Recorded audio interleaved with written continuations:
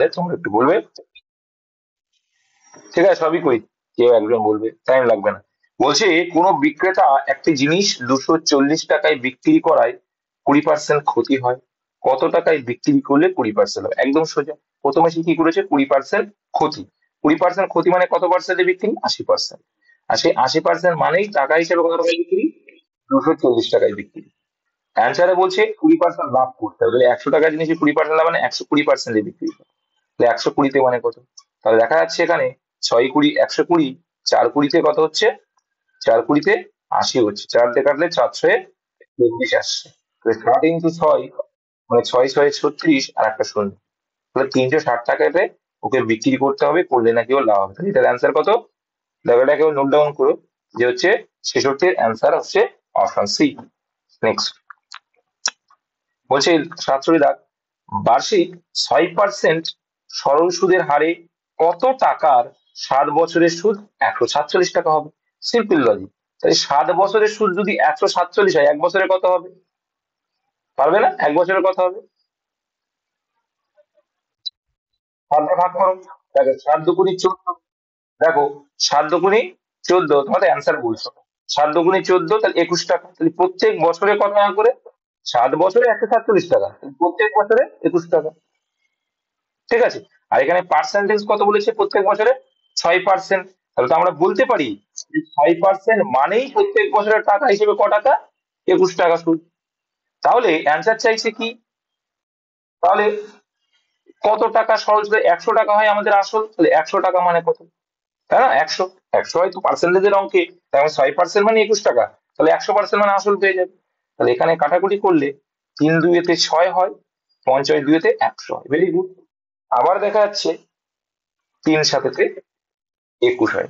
তাহলে 5 7 কত হবে? 35 হবে, আর একটা শূন্য আছে মানে 350 অপশন নাম্বার এ। এই টাইপ গুলো কিন্তু পরীক্ষায় আসবে, ইজি মনে হলেও আসবে।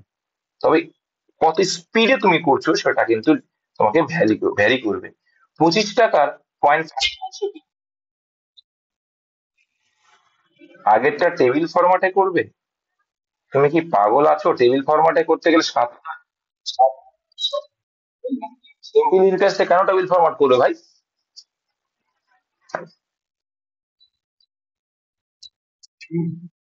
টেবিল ফরম্যাট সিম্পল ইন্টারেস্টে হয়? তুমি অঙ্কটা বুঝতে পারলে না এত তাহলে তুমি তুমি যদি এটাও বুঝতে না পারো, তাহলে কি জানি আমরা? P = I × 100/RT, এটা করে করো, হয়ে যাবে না? হয়ে যাবে, হ্যাঁ। দেখো, তাহলে I মানে এখানে 147 × 100 সূত্র ধরে করবে, আর কি করা যাবে, যদি না পারো বুঝতে। তাহলে এখানে কত হবে? 7 বছর আর 6, এই একই বিষয়, এখানে 21 আসবে, সেই একই কাটাকুটি, 3 আসবে, 50 আসবে, একই ব্যাপার। সূত্র ধরে করবে না হলে। নেক্সট, 25 টাকার 0.5 অংশকে 30 টাকার শতকরা অংশে পরিণত করো। তাহলে 25 টাকার 0.5 কে আমরা কি লিখতে পারি? 5/10 লিখতে পারি, পারি কি না? 5/10 লিখতে পারি। 5/2, তাহলে 5/2 মানে হচ্ছে 12.5, তাই না? আচ্ছা, বলছি অংশকে 30 টাকার শতকরা, তাহলে এখানে মানে বলতে পারি, দেখো এখানে কাটাকুটি যদি করো করো, না করো কোনো ব্যাপার না। 5 25 কত হয়? 125/10, তার মানে কত? 12.5 হয়ে যাবে। তাহলে কত? 12.5, 10 দিয়ে ভাগ করলাম, তাই না? তাহলে 12.5 যদি হয়, বলছে অংশকে 30 টাকার শতকরা অংশে প্রকাশ করো। তাহলে 30-এর মধ্যে কত? 30 টাকার মধ্যে 12.5 অংশ বলেছিলাম, 12.5 শতকরায় চেয়েছে, 100-এ কত? এটুকুই তো অঙ্ক। পয়েন্টটা তুলে দাও, নিচে একটা শূন্য, এই দুটো শূন্য দুটো শূন্য গায়েব হয়ে গেল। এবার দেখো ভাই, এবার দেখো এটা কিন্তু দেখা যাচ্ছে ভাগ যায় না, তাহলে এখানে 3 দিয়ে ভাগ করবো। 3 দিয়ে ভাগ করলে কত যাবে?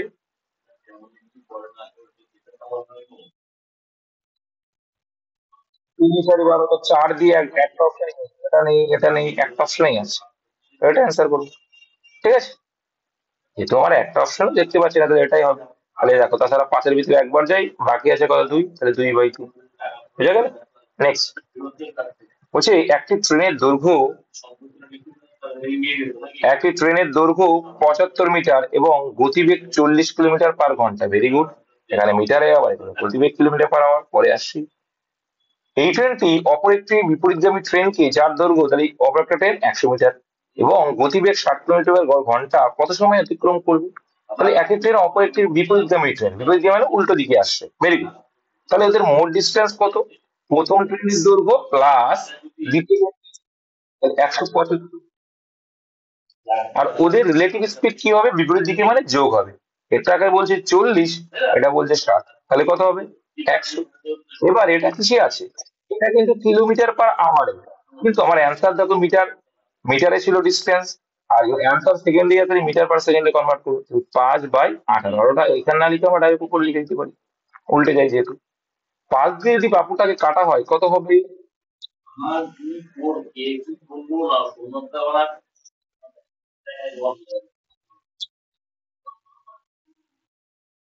ও 5/35 করতে পারে, সব থেকে বড় কথা এটা না করে আরো ইজিলি করতে পারি তো। দেখো আরো একটু ইজিলি করতে পারি, 7/25 হয় সোজা হিসেব। আচ্ছা, এখানে 9 দিয়ে 18 হয়, এখানে তাহলে এখানে 2, যদি 5 দিয়ে 10 আর 7 9 63, 63/10, আর 63/10 মানে 6.3 সেকেন্ড, অপশন বি। ঠিক আছে, নেক্সট 70 দাগটা দেখবো আমরা। 70 দাগ কি বলছে? উত্তর গোলার্ধে স্থল ও জলের অনুপাত এত। এটা অনেকের সমস্যা হয়, অনেক একদিন ক্লিয়ার করেছি, আজকে আবার ক্লিয়ার হয়ে যাবে। তাহলে উত্তর গোলার্ধ আর দক্ষিণ গোলার্ধ, তাই তো? চল, উত্তর গোলার্ধের স্থল ও জলের অনুপাত 2:3। আচ্ছা, উত্তরে কি বলছে দেখো, নর্থ সাইডে বলছে 2:3 স্থল ও জলের রেশিও, ভেরি গুড। আচ্ছা, দক্ষিণ গোলার্ধ সাউথে কি বলছে? এই অনুপাত 4:11। তাহলে সমগ্র বিশ্বে এই অনুপাত কত হবে? তাহলে তোমাদের একটা কথা বলি, যে উত্তর গোলার্ধে যা হবে তার ডবল হবে এটা, তাই তো? তাই তো নাকি? আরে,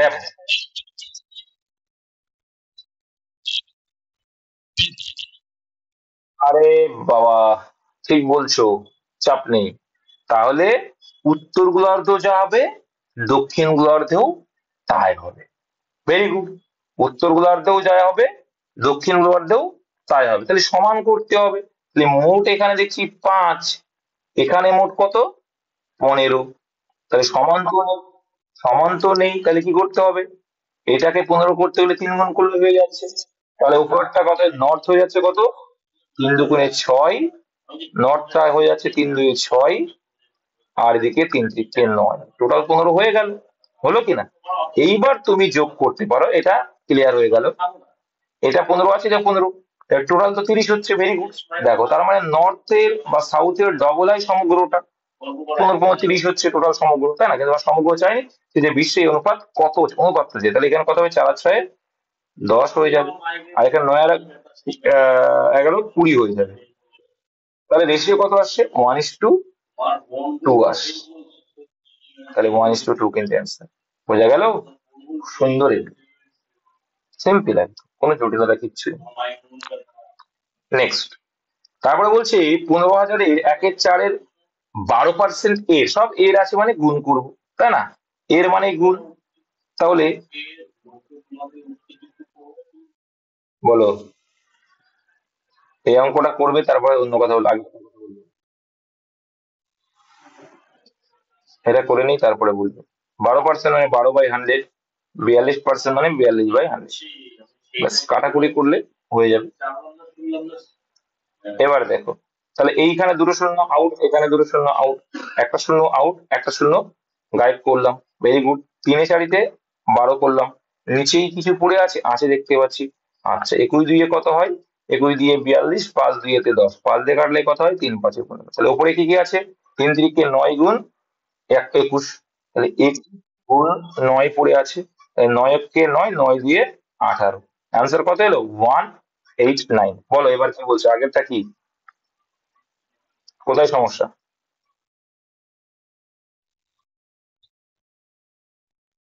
হুম, হুম, হুম,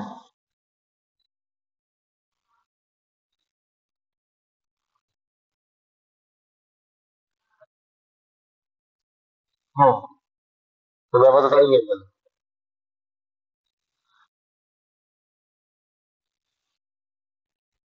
তুমি মানে হবে ওই যে নাক বার দিয়ে মানে বলে না ওই কান বার দিয়ে নাক ধরলে।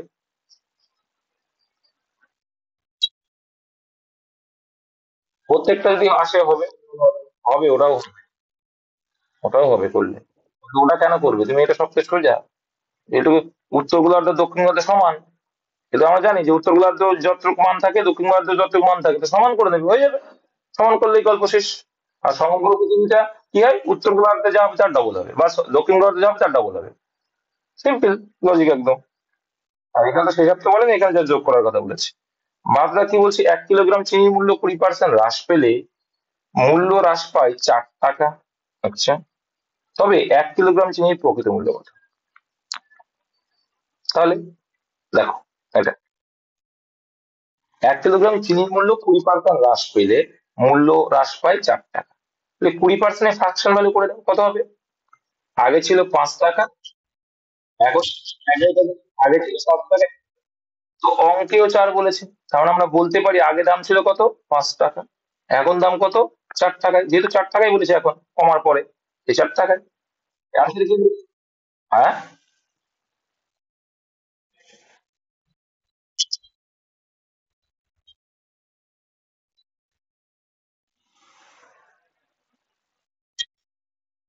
আচ্ছা দেখছি। এরা বলছে 1 কিলোগ্রাম না না ঠিক না ওরাই ঠিক বলছে। দেখো 1 কিলোগ্রাম চিনির মূল্য 20% হ্রাস পেলে মূল্য হ্রাস পায় 4 টাকা। না না ওরা ঠিক বলছে। মূল্য হ্রাস পাচ্ছে 4 টাকা তার মানে এখানে আমরা দেখতে পাচ্ছি 1 টাকা হ্রাস ওরা বলছে 4 টাকা। তার মানে আগে দাম কত ছিল? আগে দাম ছিল এক মানে 4। তাহলে আগে ছিল 20 টাকা। এখন হচ্ছে কত? 16 টাকা। ঠিক আছে। 16 টাকা। ওই তবে 1 কিলোগ্রাম চিনির প্রকৃত মূল্য কত? কত প্রকৃত মূল্য? 20 টাকা। দেখো যেহেতু আমার এখানে কিলোগ্রাম দেখো প্রত্যেকটাই 1 কিলোগ্রাম পরিমাণ যেহেতু সেম তখন আর পরিমাণ নিয়ে আর কাজ করার দরকার নেই। করার কোনো প্রয়োজন আছে? রেশিও করবো অ্যান্সার বেরিয়ে আসবে। বুঝতে পেরেছো? পরিমাণটা সেমই আছে 1 কিলোগ্রামই আছে। তাহলে 1 কিলোগ্রাম চিনির মূল্য দেখো 20% হ্রাস পেয়েছে তার মানে আগে ছিল 5 এখন হয়েছে 4 তাহলে হ্রাস পেয়েছে কি বলেছে হ্রাস পাই 4 টাকা আমরা দেখতে পাচ্ছি এক হ্রাস পেয়েছে কত দেখতে পাচ্ছি? এক হ্রাস পেয়েছে। তাহলে এক মানে হচ্ছে 4। তাহলে প্রকৃত মূল্য মানে আগেরটা কত? আগেরটা হবে কত 20 টাকা আর এখন যদি বলতো তাহলে ছোট হতো। চলো নেক্সট। একটি ব্যাগে 160টি মুদ্রা আছে। 20 পয়সা 50 পয়সার মুদ্রাগুলির মোট মূল্য 65 20 পয়সার মূল্য কত? সিম্পল লজিক একদম। অ্যালিগেশন করেও করতে পারো বা শর্টকাট মেথডে যেটা আমরা পায়রার মতো করি সেটা করেও করতে পারো। তোমাদের যেটা ইচ্ছা সেটা করতে পারো। কি করবে অ্যালিগেশন করবে? আচ্ছা তাহলে অ্যালিগেশনটা করি। অ্যালিগেশনটা যদি করি ধরে নেবো কি ব্যাগে আচ্ছা 160টি মুদ্রা আছে। ঠিক আছে 160টি যদি মুদ্রা আছে বলছি 20 পয়সা। কত পয়সা? 20 পয়সা যদি হয় তাহলে কত হবে টোটাল পয়সা?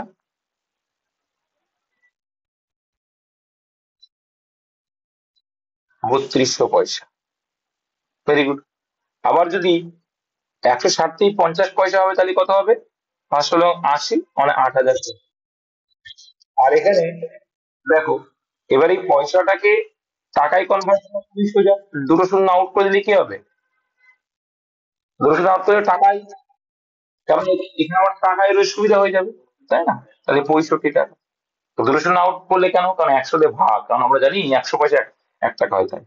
তাহলে এখানে দেখো বিয়োগ করলে কত আসছে? 65 আর কয় দাও মানে 32 আর 65 ডিফারেন্স কোন কত হয়?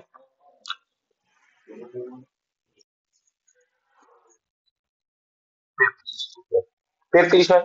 আর 80 আর 65 এর ডিফারেন্স কত?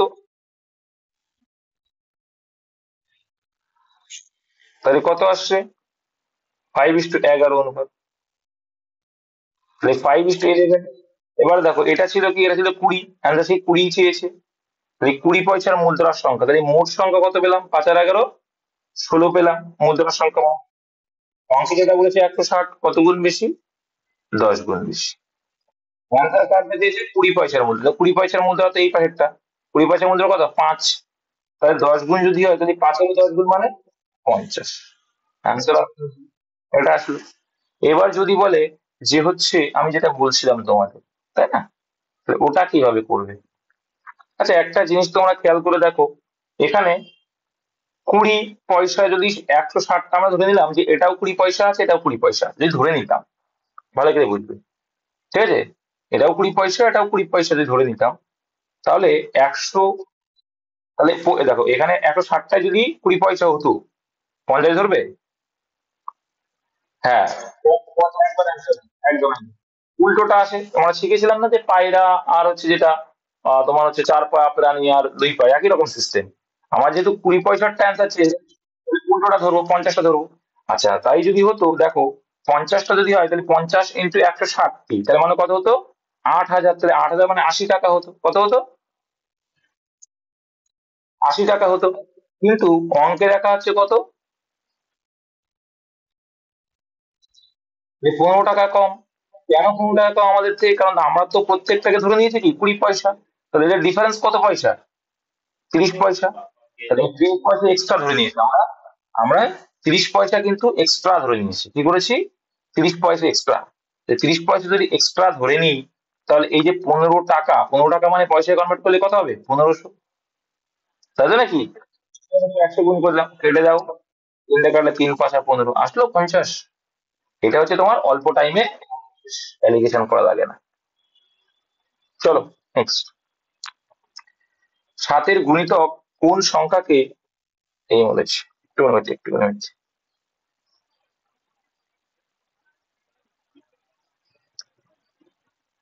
তাহলে কি বলছে? 74 দাগে, 7-এর গুণিতক কোন সংখ্যাকে 4, 9 বা 12 দ্বারা ভাগ করলে প্রতি ক্ষেত্রে 3 অবশিষ্ট। 7-এর গুণিতক মানে 7 দিয়ে ভাগ যাবে, ঠিক আছে? কোনটা সেটা বলছে। আরে 3 অবশিষ্ট থাকবে, 3 যদি অবশিষ্ট না থাকতো তাহলে যেটা, তাহলে কি হতো? অপশন এটা কি হয়ে যেত? 3 অবশ্যই না থাকতো, যেটা অ্যান্সার হবে এখানে হয়ে যেত কত? 207। আচ্ছা, তারপরে 147টা কত হতো? 144। 98টা কত হয়ে যেত? আর 77টা কত হতো? 7-এর গুণিতক কোন সংখ্যাকে 4, 9 বা 12 দ্বারা ভাগ করলে প্রতি ক্ষেত্রে 3 অংশ থাকবে? এখানে দেখতে পেলে যে প্রত্যেকটাই 7 দিয়ে ভাগ যায়, 7-এর গুণিতক, ভেরি গুড। তাহলে এখানে বলছে যদি 4, 9 বা 12 দ্বারা ভাগ করা প্রতি ক্ষেত্রে 3 অবশিষ্ট, তাহলে আমি বললাম যে 3 যদি অবশিষ্ট না থাকে তাহলে পুরোপুরি ভাগ যাবে, যেটা অ্যান্সার হবে, তাই না? তাহলে 95 তো হবে না ভাই, কারণ 12 দিয়ে ভাগ করা যাবে না।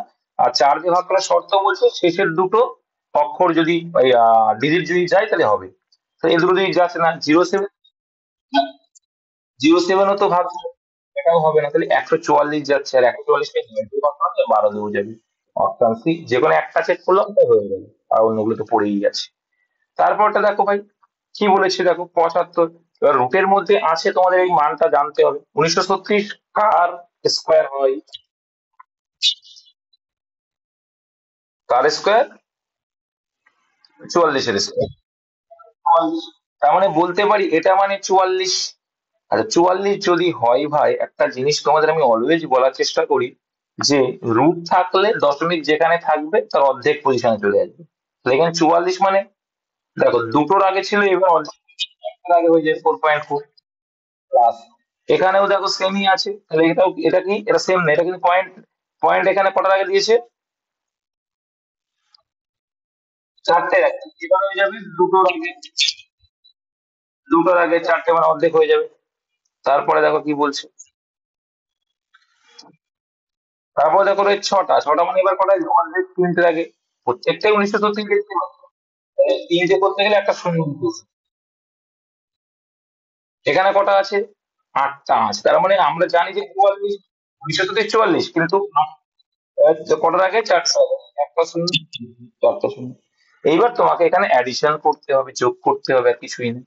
সিম্পল একদম। যোগ করতে পারবে তো নাকি? ওটাও পারবে না।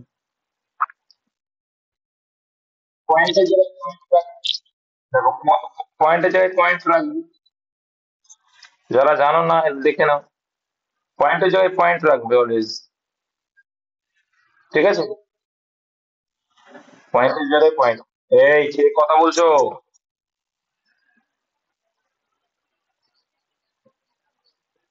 পয়েন্টের জায়গায় পয়েন্ট লাগবে। তাহলে কোনটা আসছে অ্যান্সার?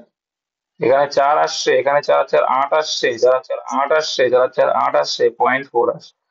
4.8884 কোনটায় আছে? 4.88। নেক্সট, 76 টা বল যদি এ এর এত পার্সেন্ট বি এর এত পার্সেন্টের সমান হয়, তো তোমাদেরকে আগে জানতে হবে ফ্রাকশন করো তো এটা মানে কত পার্সেন্ট হয়।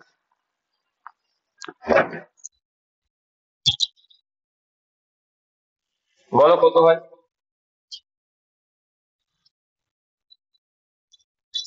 75 ফ্রাকশন করো, কত হয়? এটা মানে হচ্ছে ফ্রাকশন করলে দেখবে আসছে 3/16, তাহলে এর 3/16, এর 3/16 সমান বলছে বি এর 16 × 3 মানে কত? 1/6।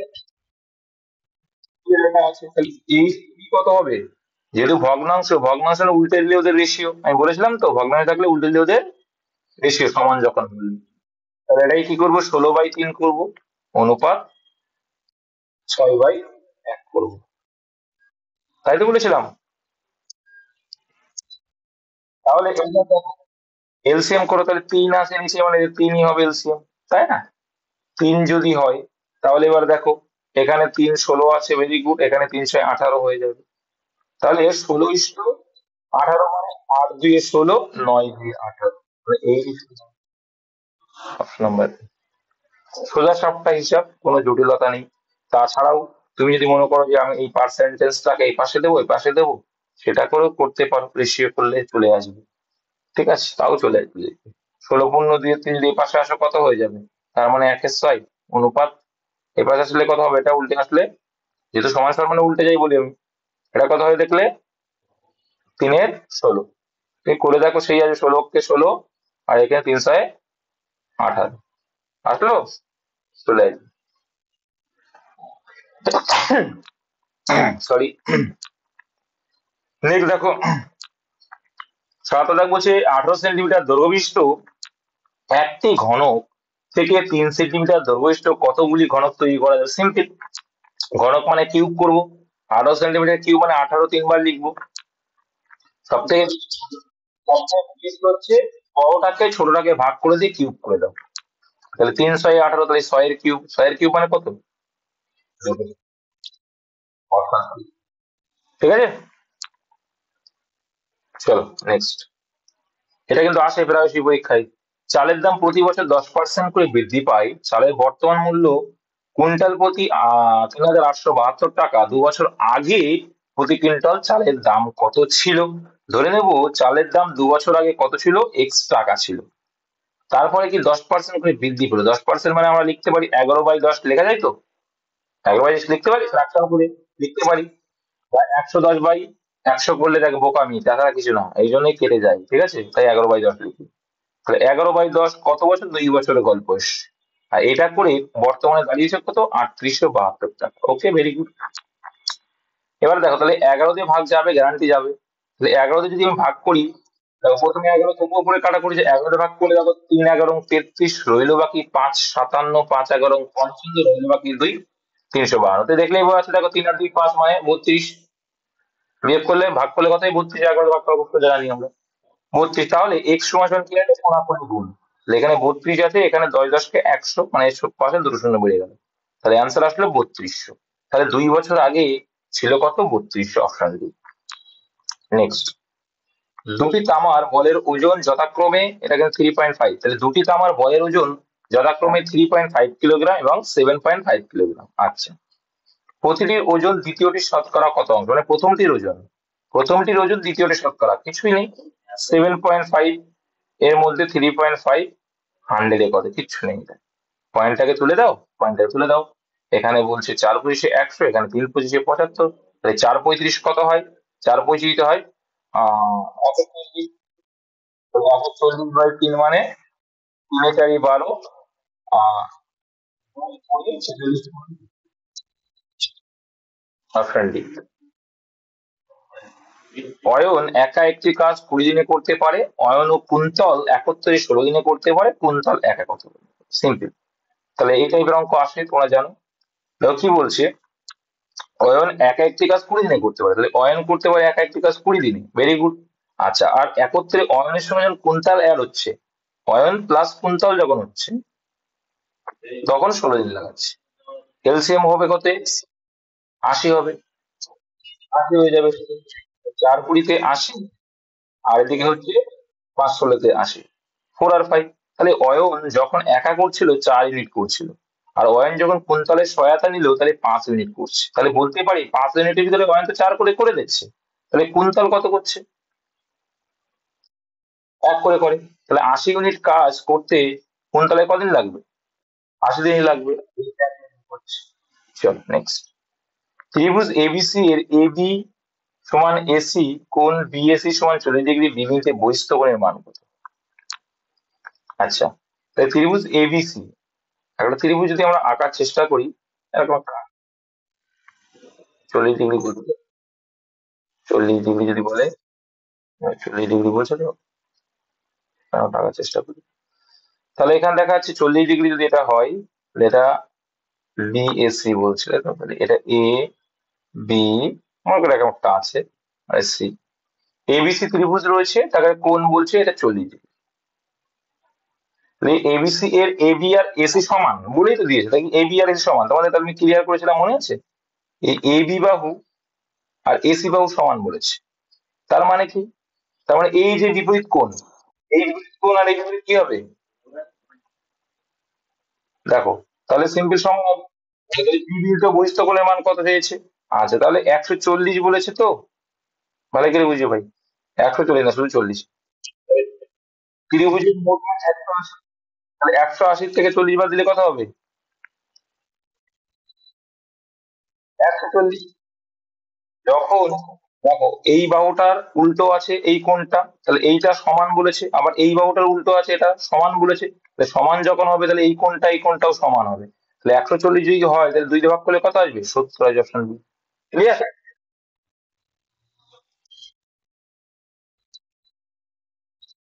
আচ্ছা, এর বহিস্থ বহিস্থ মানে কত?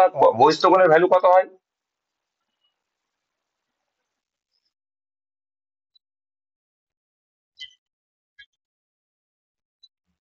তাহলে 180 থেকে 70 বাদ দিলে বহিস্থ কোণ পেয়ে যাবে। ঠিক আছে? এটা সূক্ষ্মকোণ, সূক্ষ্মকোণের ভ্যালু কত? 90 ডিগ্রি থেকে নিচে যারা সূক্ষ্মকোণ, আর বহিস্থ কোণ 90 ডিগ্রি উপরে হতে হবে। আর যেহেতু এটা ত্রিভুজের গল্প, তাহলে কি করতে হবে? 180 থেকে বাদ দিতে হবে। সিম্পল। তাহলে কত আসবে? 110 আসবে অপশনে। কি বললাম বুঝতে পেরেছো? তাছাড়া দেখো, এখানে অপশন দেখলেও বোঝা যাচ্ছিল যে বহিস্থ কোণ এখানে, এটাও বহিস্থ না, এটা তো সমকোণ, এটাও না, এটাও না, অ্যান্সার এটা। ঠিক কি না? ঠিক বলছি তো? বহিস্থ কোণ বা হচ্ছে আহ সূক্ষ্মকোণ, এগুলো বোঝো তো নাকি তোমরা? বলো।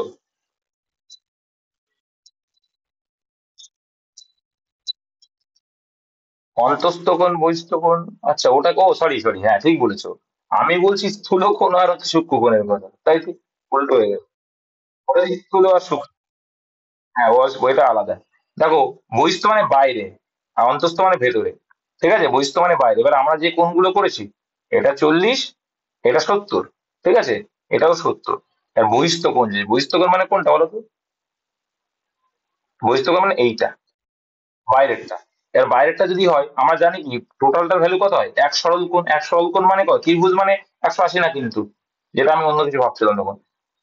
এটা এক সরল কোণ মানে 180, তাহলে এইটুকু যদি 70 হয় তাহলে বাকিটুকু কত হবে? 180 থেকে বাদ দিলেই পেয়ে যাবো, এটা 110 হবে। বুঝতে পেরেছো? বুঝতে পেরেছো তো এবার? বহিস্থ কোণ আর কেন্দ্র মানে অন্তস্থ কোণ।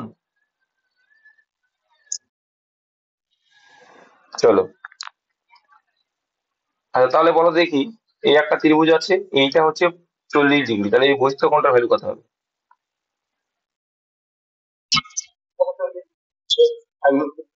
আচ্ছা, sin 43 degree, cos 47 degree, plus cos 43 degree, plus sin 47 degree, তাহলে কি হবে? এটা আমরা পরস্পর কি করতে পারি বলো তো? এটা আমরা কি করতে পারি? কি? কিছু শোনা যাচ্ছে না তোমাদের, কি বললে বলো?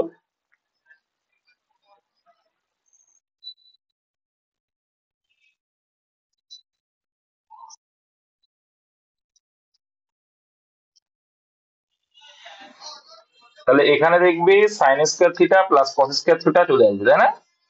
তাহলে sine square theta plus cos square theta value কত? এক হয়ে যাবে। আচ্ছা, এটা কি তোমরা বুঝতে পারছো? এটা কিন্তু এর আগে করিয়েছিলাম আমি।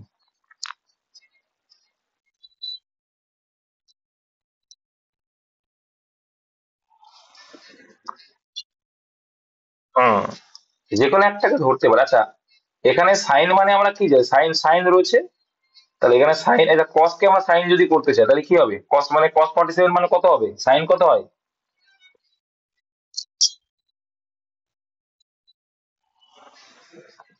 সাইন মানে কস 90।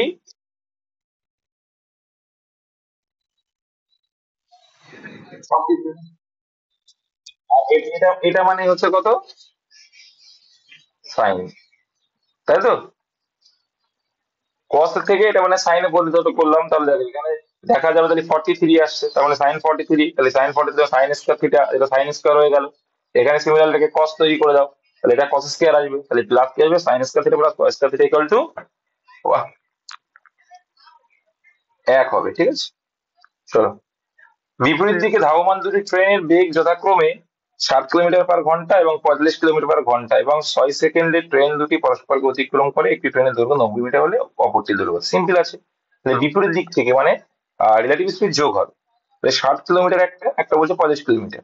6 সেকেন্ডে ট্রেন দুটি পরস্পরকে অতিক্রম করলো। তাহলে একটা জিনিস দেখো, ওদের রিলেটিভ স্পিড কত হচ্ছে? 60 আর 45 যোগ করলে কত?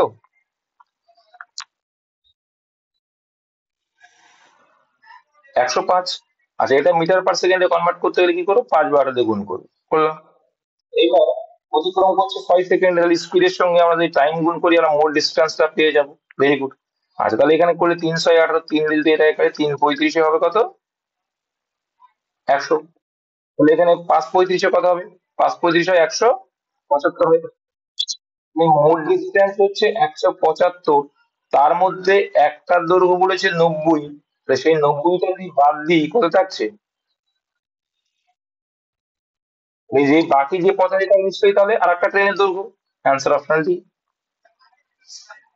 নেক্সট, একটি নল দ্বারা একটি জলাধার 15 মিনিটে পূর্ণ হয় এবং অপর একটি নল দ্বারা ওই জলাধার 20 মিনিটে খালি হয়। তাহলে প্রথমটা ভরছে, 15 মিনিটে ভরছে আর 20 মিনিটে খালি করছে। তাহলে এদের এলসিএম করলে কত হবে? 4 15 60 ভরছে, আর এখানে 3 20 60 বাহির করছে। এবার বলছি জলাধারটি অর্ধ জলপূর্ণ, তাহলে সম্পূর্ণ যদি ভরতে হয় কত? 60। আর অর্ধ মানে কত? 30। কি বলছে? অর্ধ জলাপূর্ণ যদি থাকে, দুটি নল একসঙ্গে খোলা হলে জলাধারটি জলপূর্ণ হতে কত সময় লাগবে? তাহলে অর্ধ জলাপূর্ণ বলেছে। তাহলে দুটি নল একসঙ্গে খোলা মানে কি? 4 ভরে দিচ্ছি আর এই বদমাইশ কি করে দিচ্ছে? 3 করে খালি করছে। তাহলে আলটিমেটলি ভরা হচ্ছে কত? 1। 4 ভরছো তুমি, 4 লিটার ভরছো আর তোমার ভাই কি করছে? তখন 3 লিটার খালি করে দিল। তাহলে তুমি ভরছো অলরেডি কত? 1 করে। তাহলে অর্ধ যদি পূর্ণ থাকে তাহলে অর্ধেক করতে কত সময় লাগবে? 30 করতে 30 সময় লাগবে। তাহলে অ্যান্সার কত হয়ে যাবে? 30 মিনিট। অপশন নাম্বার এ তে আছে। নেক্সট, বলছে যদি প্রতি বছর সাইকেলের দাম 10% হারে বাড়ে, তবে বর্তমানে যে সাইকেলের দাম 1210 টাকা, বোঝাই যাচ্ছে কত হবে? এটা 1000 টাকা হবে। 2 বছর পূর্বে তার দাম কত? তাহলে একই রকম 2 বছর পূর্বে মানে যদি যদি এক্স টাকা ছিল, তাহলে 10% করে বাড়েছে মানে 11/10 ইন্টু 11/10 সমান সমান কত? এটা বেড়ে হয়েছে 2 বছরে 1210 টাকা। তাহলে এবার সিম্পল লজিক, যেন 11 11 121 হয়, তাহলে এখানে আছে 10। এক্স সমান সমান এদিকে 10 কে 100, ওখানে একটা 10, 3 10 মানে 1000। Option number C. ঠিক আছে, এই ছিল তোমাদের অঙ্ক। ভালো, এরকম টাইপেরই আসবে দেখবে।